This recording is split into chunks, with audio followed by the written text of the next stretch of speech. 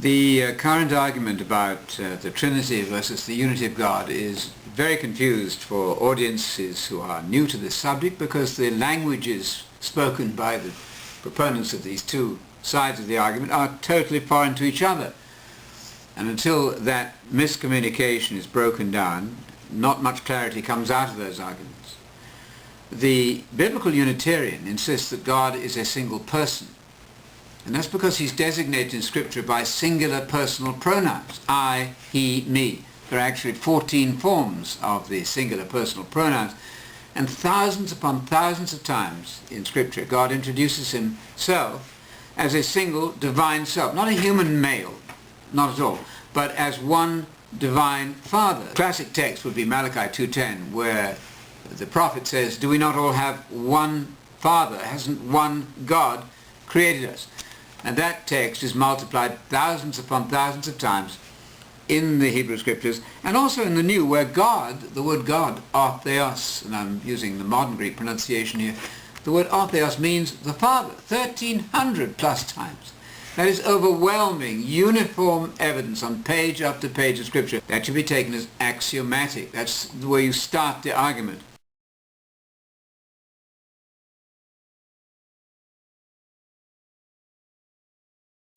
Now, it will not do then to say that God has feminine qualities and therefore he's not just a single person. We all know that Paul, for example, is a single masculine person, a human male in that case.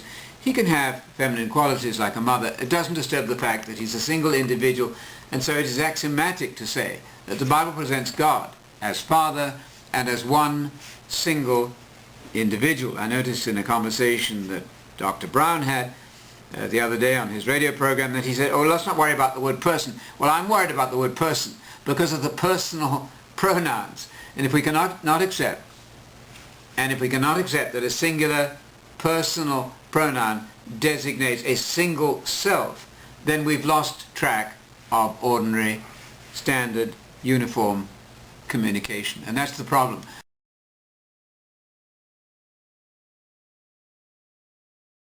You see, the Trinitarian will build his edifice. He'll put his texts together, mostly from John and Hebrews, and some from other places selected randomly, and build his house. But the house it's built is incomprehensible. And this is shown by the fact that expert Trinitarians are disagreed among themselves as to what that building, that construction really looks like. For example, there's a Dr. White, who is a very skilled debater, has written a lot of books, and I think if anybody could prove the Trinity, he could do it. But he fails because he's unable to explain God other than saying that God is a what. And in his book, The Forgotten Trinity, he explicitly says, we must not say that God is a single person. He's not a single who.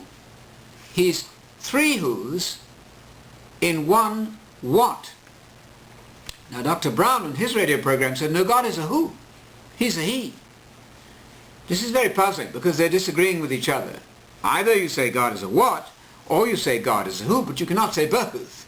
And Dr. White is much clearer in that area because he says it's impossible to argue three who's is one who. That would be three x's is one x. We know that's nonsense. But you see, they're contradicting each other because Dr. White insists that God's a what, and Dr. Brown insists that God is a he or a who.